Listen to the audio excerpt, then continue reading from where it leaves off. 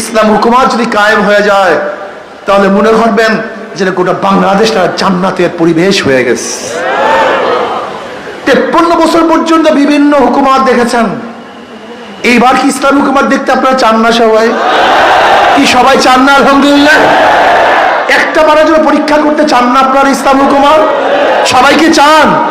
কারা কাছে আল্লাহু আকবার, হাত নামাই আলহামদুলিল্লাহ। চেষ্টা করুন, সাধনা করুন। চোরে শোনে না ধর্মের কাহিনী, চোরে শোনে না এই সমস্ত ভালো বয়ান, চোর শুনবে না, দুর্নীতিবাজ শুনবে না।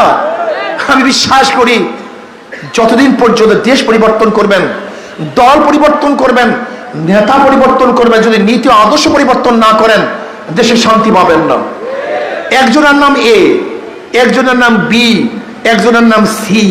এও চোর, বিও চোর, সিও চোর। ক্ষমতা আছে এ, সে কি করবে? হটাও এ, বসাও বি, সে কি করবে? হটাও বি, বসাও সি, কি করবে? কারণটা কি? নেতার দলের পরিবর্তন হয়েছে, নীতি আদর্শের পরিবর্তন হয়নি। ওসি সাহেব ট্রান্সফার হয়, ঘুষ সাহেব জায়গায় থাকে। এসপি সাহেব ট্রান্সফার হয় কিন্তু ঘুষ সাহেব গদির মধ্যে বসা থাকে। ডিসি সাহেব চলে যান কিন্তু দুর্নীতি সাহেব অফিস ছেড়ে যান না। শুধু দল, শুধু দেশ, শুধু ব্যক্তি পরিবর্তনের মাধ্যমে কোনোদিন শান্তি আসতে পারে না। দুর্নীতি দূর হতে পারে না চোরের মাধ্যমে, চুরি বন্ধ হয় না। দুর্নীতিবাজের মাধ্যমে দুর্নীতি বন্ধ হয় না। ধর্ষকের মাধ্যমে ধর্ষণ বন্ধ করা যায়? আমরা কি দেখেছি 5ই আগস্টের পরে? এতদিন চাঁদা গ্রহণ করছে লেন্টু, 5ই আগস্টের পরে চাঁদা গ্রহণ করে ফেন্টু। নাকি ভুল বললাম ভাই? 5ই আগস্টের আগে সন্ত্রাস ছিল মিন্টু, এখন সন্ত্রাসী কেন্টু। চাঁদার পরিবর্তন হয় না, হাতের পরিবর্তন হয়েছে। না, এই গুন্ডা, ডাকাত, বদমাশ এবং চাঁদাবাজের মাধ্যমে দেশে শান্তি আসতে পারে না, মুক্তি আসতে পারে না। এর জন্য মানুষ জীবন দেয় নাই, আন্দোলন করে নাই, সংগ্রাম করে নাই। এর জন্য বাংলাদেশের মানুষগুলি রাস্তায় ঝাঁপিয়ে পড়ে নাই। আমাদের জীবনের মায়া ত্যাগ করে রাস্তায় চাঁদাবাজি করার জন্য লাফিয়ে পড়ি নাই, বরং চাঁদাকে বন্ধ করার জন্য লাফিয়ে পড়েছিলাম। বাংলাদেশ আর চাঁদা দেখতে চাই না, গুন্ডামি দেখতে চাই না, মাস্তানি দেখতে চাই না।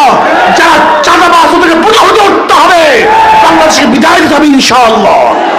এই জন্য আসুন, তেঁতুল গাছ লাগিয়ে আমের আশা করা যায় না, মাদার গাছ লাগিয়ে ভালো ফলের আশা করা যায় না। এই গুন্ডা এবং চাঁদাবাজের মাধ্যমে দেশে শান্তি আসতে পারে না। কাজে আজকে থেকে সবাই ঐক্যবদ্ধ হন, সমস্ত ভোটার ঐক্যবদ্ধ হন। যেই দলের মধ্যে চাঁদাবাজ আছে, সন্ত্রাসী আছে, গুন্ডা আছে, মাস্তান আছে, ওদের দল করব না, ওদেরকে ভোট দেব না, ওদের সাথে হাঁটবো না, ওদেরকে সাপোর্ট করব না। যদি আপনারা ঐক্য হন, ভোটার ঐক্য হন, তাহলে কোনো গুন্ডার দেশে ক্ষমতা আসতে পারবে না, কোনো সন্ত্রাসী ক্ষমতা আসতে পারবে না। আজকে থেকে ইনশাআল্লাহ চাঁদাবাজ মুক্ত, গুন্ডা মুক্ত, জুলুম মুক্ত, দুর্নীতি মুক্ত এক দেশ করতে চাই। এর জন্য প্রয়োজন শান্তির প্রতি হাত পাখা। কথা বলেন না কেন? শান্তির প্রতি মুসলমানরা ব্যবহার করে না হাত পাখা, হিন্দুরা করে না, খ্রিস্টানরা না, পুরুষ, মহিলা, শ্রমিক, ধনী, গরিব, সবাই মার্কা হাত পাখা। শান্তির প্রতি হাত পাখা। আমি বিশ্বাস করি শান্তির প্রতি হাত পাখা যদি ক্ষমতায় যায় তাহলে গোটা মানুষ শান্তি পাবে, গোটা মানুষ মুক্তি পাবে। কাজে সব মার্কা দেখা শেষ, হাত পাখা বাংলাদেশ। সব মার্কা দেখা শেষ। এছাড়া প্রয়োজন পিয়ার সিস্টেমে নির্বাচন, সংখ্যানুপাতিক হারে নির্বাচন। সংখ্যানুপাতিক হারে নির্বাচন হলে নমিনেশন বাণিজ্য চলবে না, পেশি শক্তি ব্যবহার করতে পারবে না, কালো টাকার সয়লাভ হবে না, মানুষ ব্যক্তিকে ভোট দিবে না, বরং মার্কায় ভোট দিবে। ধরে নেন যদি হাত পাকা প্রতীক 30% ভোট পায়, কাউন্ট ভোটের 30% যদি ভোট হাত পাখায় পায় তাহলে তারা সংসদে আসন যাবে 90। কত? 90। যেখানে ফ্যাসিস্ট আর তৈরি হবে না, জাতীয় সরকার নির্বাচিত হবে, জাতীয় সরকার, জাতীয় আদর্শ, প্রত্যেকটা মানুষ তার আদর্শ অনুযায়ী কথা বলতে পারবে। এইটাই তো চাই আমরা সংসদে। কাজে পিআর সিস্টেমের নির্বাচন সবাই চাইতো, আলহামদুলিল্লাহ। আমরা পিআর সিস্টেম নির্বাচন চাই।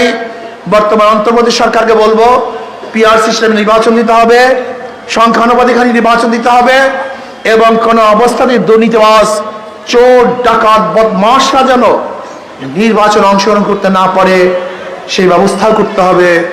আল্লাহ পাক তার জমিনে ইসলাম হুকুমত কায়েম করে দেন, আর সেই ইসলাম হুকুমতের কায়েম করার খাদিম হিসাবে আল্লাহ পাক আমাদেরকে নির্বাচিত করেন। আমার জন্য দোয়া করি, দোয়া চাই। আমি